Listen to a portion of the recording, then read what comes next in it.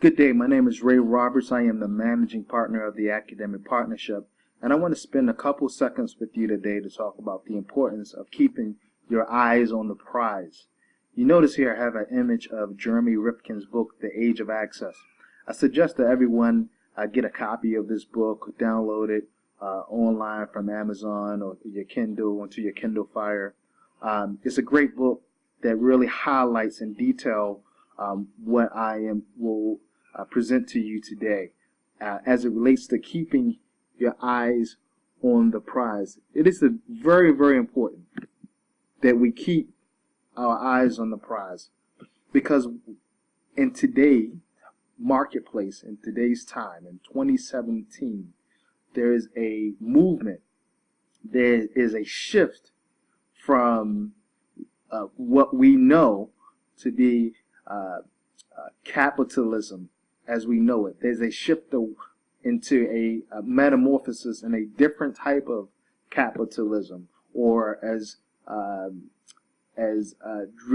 Rifkin calls post capitalistic society. This post capitalistic society will primarily thrive and be based on cultural relationships and long-term relationships of people.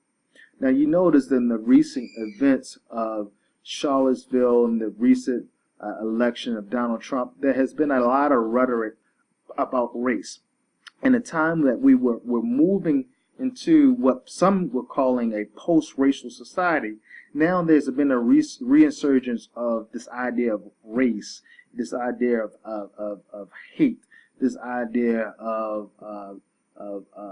separation and division between the lines of race and sexual identity and gender. And in my opinion, this is nothing more than a distraction, a complete distraction to leave behind people to make room for others who are going to be a part of this, what Rifkin calls the age of access. Because the reality is many people will be left behind in this age of access. We have to understand that although we are living in the technical age, there are people who are still not technical. There are people in this world, on this earth, who still has not ever in their life placed a phone call. And it's a large amount of people. It's about half of the world's population who has not physically placed a phone call in their life, who doesn't know anything about Amazon or Facebook or YouTube, and that's half of the world's population. So in this age of access, they are automatically left out of this new economic and political and social structure. Capitalism as we know it is dead, it's shifting. We see this. We look at Uber. Uber is the largest transportation company in the world right now. We look at Airbnb. Airbnb is the largest accommodation hotel company in the world right now. Neither Uber or Airbnb own one vehicle or one hotel physical space. Why? Because we have moved from the idea of what market is or marketplace is. Marketplace is now, in this new idea of age of access, it's not about physical space any longer. It is about virtual space. And moreover, it is not about selling someone a good. It's not about temporary relationships. Now, in the age of access, it's all about long-term relationships. It's all about getting customers, and not calling them customers, but calling them users or subscribers, with the idea that there's a long-term relationship there. You know, none of us pay for Facebook. None of us pay for the most part, pay for YouTube. Okay, or many other services. We're moving away from the concept of paying for something in a physical space, and then not having a relationship or connection with that marketplace or with that retailer. Now we're moving and shifting into the idea of creating long-term relationships with the people that we buy goods and services from, and that in exchange they give us something for free. They give us the product for free in exchange for our long-term loyalty and our via their services offered through their services offerings. And this idea and concept is totally based on the principle of relationships. And this is, there's a lot of criticism about the millennials, but the one thing that millennials understand, because they are a part of this age of access, is that things need to be about relationship, and that you need to have a emotional bond with the person that you buy something from. Whereas in capitalism, you didn't need to necessarily agree with, like, or adore the person or the company that you were purchasing, or the product you were purchasing. It just strictly had to work for you. It strictly had to serve its means. Whereas the millennials, they won't buy a product from you if they don't like you, if they don't trust you, if they don't believe you. This is a good thing. The negative side is that there can be a manipulation of emotions that go on, and so we have to make sure that our millennials are emotionally intelligent, as well as being access intelligent. So when we look at the recent events of Charlottesville, and we look at the divide that the Trump presidency is causing for many people, I see it as a distraction.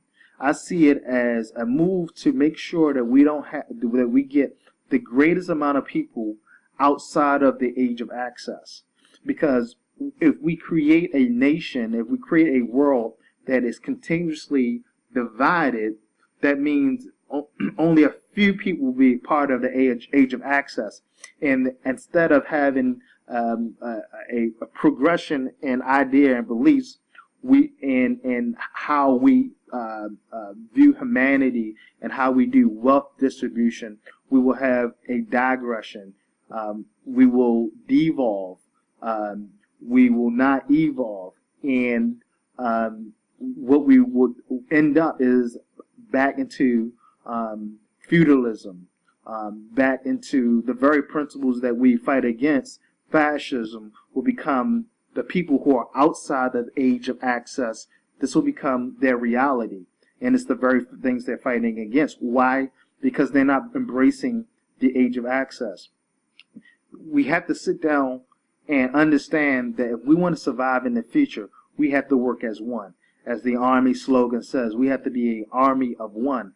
Because our livelihood, our survival depends on our being on the same page, or depends on our being emotionally intelligent. It depends on our ability to communicate effectively, which is dependent on our ability to have compassion for people, to understand perspective, to critically think and analyze and put ourselves in someone else's shoes through compassion and through integrity and through good ethics. Right now, we're in a state of mind where we're the opposite of that, and it's not healthy, because we're not keeping our eye on a bigger prize, and that prize is being able to survive, being able to live in a world that everyone is treated fairly, and given access. And unfortunately, right now, we're doing more to not make that happen. We're doing more to block people's access. We're doing more to block people's communication. We're not valuing, we're not appreciating, and we're not honoring folks' individual rights to have whatever their opinion they may have. So we can hear those out, find the common ground in what we believe in, find the shared vision, and move forward so we can survive as a race, a race of humans on this planet. So we have to understand that, there's another trick that is going on about those who are making the shift, or making sure, or overseeing the shift outside of capitalism into the age of access. And again, the purpose of this is to make sure we get the greatest amount of people outside the age of access. So we'll have, again, what we have is a disproportionate distribution of wealth, because the reality is there will be a group of people who will not have the correct knowledge to operate within the age of access, because they will have so much hate and they will have so much division inside of them that they're not going to be able to do well in this long-term economy, in this long-term relationship economy, and they will not thrive, and they will be outside of the age of access, just like folks who are outside this age of technology, who have never placed a phone call a day in their life, who have never logged on to Facebook, who have never flew in an airplane. And again, remember, that's half of the population. That's half of our human population. So it's very, very important that we understand in this new age of access what knowledge is. And knowledge is twofold, as I see it. Knowledge is knowledge of self and knowledge of utility. The ability of knowing what to say and how to say it, and the ability to know what to do and how to do it for one's own self-development and for the better good of the entire society. And right now, we have a lot of educated people, which we don't need. We need a lot of knowledge. We need people who are knowledgeable. We need agents of knowledge. We need knowledge workers, not educated people, because educated people, they are not diverse in knowing what to say and how to say it, and knowing what to do and how to do it. And in the age of access, we need both. We need people who know what to say and how to say it, and know what to do and how to do it for the betterment of themselves and for the better good of the entire society. And that requires a knowledge base that's rooted in liberal education, that's rooted in the sciences, that's rooted in humanities, that's rooted in compassion for one's people, that's rooted in integrity, that's rooted in ethics, that's rooted in morals. So it's very, very important that we become grounded as a people, as a group of people, and we keep our eyes on the prize, and that prize is our overall survivability. That prize is our sustainability. That prize is a legacy that we pass down to our children and their children. And if we continue this friction based on disagreement of beliefs, you will find yourself outside the age of access. And this is very important. This is very important to people of minorities and people of color. All right, because of the shift, this is a new opportunity to gain footing, to gain yardage in our survival. It's a new day. So instead of fighting the old fight, it's time to fight the new fight. It's time to garner as much knowledge as you possibly can, knowledge of yourself, being able to say and do the right things at the right time, and being able to do the right things at the right time, to know what to do and how to do it when the time is appropriate. This is the age of access, and this is very important. So when